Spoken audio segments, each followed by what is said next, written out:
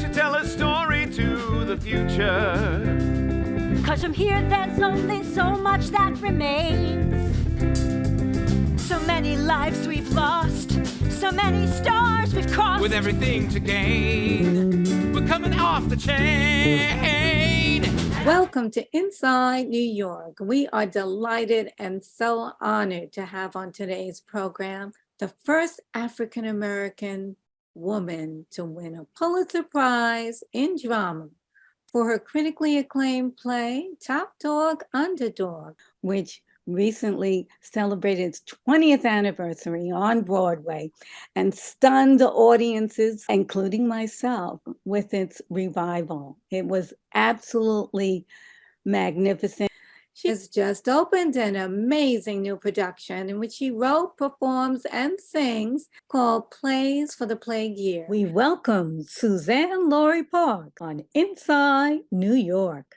Welcome to Inside New York. As you know, when I met you that evening after seeing your current show, which we're going to talk about, of course, I had wondered whether there were the possibility of it touring, because it is, those characters are just have become iconic, and it's been 20 years, and they've grown, and I think they can be appreciated in this environment in a way that they might not have been able to be appreciated 20 years ago. So if you have, of course, any news, in terms of where it might be seen. I think we have, it's funny, I mean, because the script hasn't changed hardly at all, but we are receiving them differently because I think we have grown. I know that when I wrote it way back, actually in 1999, and we were, as you said, on Broadway in 2002, some of the concern from the community, especially, there was a lot of course, there was an outpouring of appreciation from the theater community, the world community, and specifically the Black community. But also some brothers and sisters were asking, okay, well, why didn't you write about doctors and lawyers, And I said, we're all to be included. And I often write about doctors and lawyers and preachers and, chefs and whatever. I have all kinds of characters I write about in my career. These two men are not that. And I think they also need to be included in our loving embrace. And these days, people get it. People get it. People are like, we get it. We got to include everybody. I'm like, yeah, there you go. But let's talk about your current production in which you perform. I don't know what I am doing. I'm just a human being human. Here I am in this amazement about how you were so far ahead of your time with Topdog, Underdog. And we probably shouldn't even jump to the current production without mentioning that you did a musical adaptation of The Harder They Come. And I was like, musical? Suzan-Lori Parks, what? I got to see this. What made you feel that you wanted to do a musical? Well, I love, number one, I love musicals. I have always loved musicals. When I was a kid, my parents not only loved musicals, but my dad especially was a big fan of opera. So we grew up going to musicals, into musicals. My dad singing all the great, singing along with the recordings, all the great parts in opera parts. So I've always loved musicals. I love how the world can come together in a musical. The whole world, you walk down the street singing and everybody knows the words and everybody knows the steps. I think that's fantastic. So when I was approached by the producers, Washington Square Films, and Justine Hensel, who's the daughter of Perry Hensel, who directed the film of The Harder They Come, they wanted me to write the stage musical adaptation. I said, yeah, of course I'll do it. I familiarized myself with the film. I think I'd seen it once on some late show or something. So I familiarized myself with it and dove right in. Fast forward, what is it, almost 10 years, what with COVID and everything. But we had our world premiere at the Public Theater, in the Newman at the Public Theater. earlier this year. So it was really, really fun, really gorgeous. I'm really proud of it because one of the great tasks I felt that we had to do was we had to have an authenticity that would really resonate with the Jamaican community, both in Jamaica and the folks of the diaspora. So that was the most important thing to me in a way, that we had to tell it right. We had to get it right. And from the folks, the Jamaican folks who came to the show, we hit a home run with that one. And then we told a beautiful story about a wonderful young man, Ivan, who comes to Kingston and wants to make a record, wants to be a star. And the world doesn't believe in him. And he has a struggle, and he falls in love, and he reunites with his mom, and he becomes an activist in the community, gets the whole world, the community to rally behind him. And he does become a star in the end. So, yeah, right. Well, my reviewer loved it as well.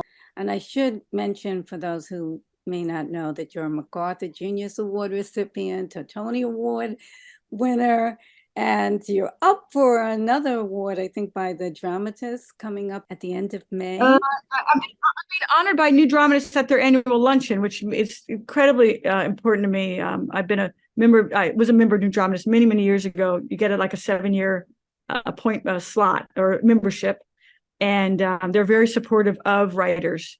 So they're honoring me in their annual luncheon. And I think Topdog, my agent texted me a minute ago. Topdog, Underdog got a some. I'm gonna look. I'm gonna be crazy and look at my phone. News breaking. Let's see. It's a Drama League nominations. That's what we got. He just best revival, best direction, and Yaya and Corey both have been nominated for their acting. So that makes me very proud. I wanted to say, without a doubt, it's obviously going to get a Tony Award nomination. This is the year of revivals. And that's the only reason why there may be some question. It seems like everyone was bringing back these revivals on Broadway. Maybe they're scared to do new work. But what I love about off-Broadway, and especially these small theaters, is the ability to see new work, and including, of course, The Harder They Come, but also now, something that just knocked my socks off. I was stunned with your production of Plays for the Plague Year, in which you perform, you sing, you act, you've written it and composed the music. I was stunned at your ability to do all of that. But the Spirit is always calling us. And that's why I'm so proud of Plays for the Plague Year, because the Spirit called me to do that, and I'm doing it. And it called me to try something new, get on stage, perform. I was like, well, I'm not a performer, but I'll do it if that gets the word out. If it is the best delivery system of the love that we have to deliver to each other. Why is it so important for you to write plays, and what do you hope people come away with? Well, at the end of Plays for the Plague Year, we have a song called Sacred Agents, and the audience sings along with us.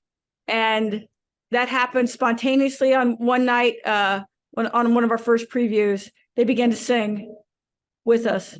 And so the last words of the evening are, "We are agents of the sacred." And that is the audience singing together.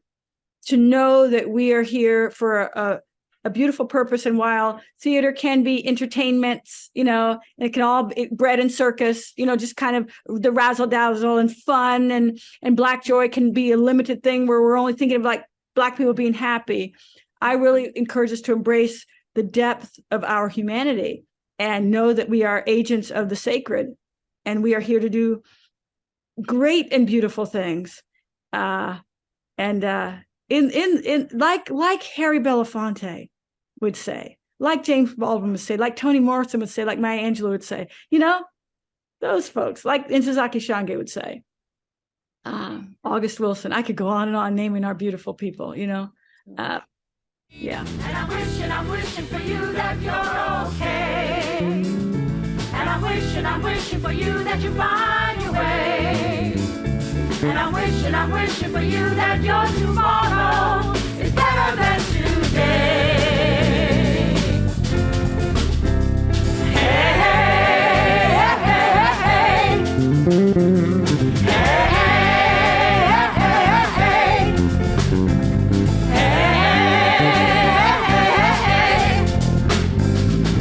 Thank you for joining us for this week's program of Inside New York. And you can watch more of our interview with Suzan-Lori Parks on one of our upcoming programs. Don't forget to subscribe to our YouTube channel and ring the bell so you receive an alert when it's available on demand. And we look forward to seeing you again next week on Inside New York.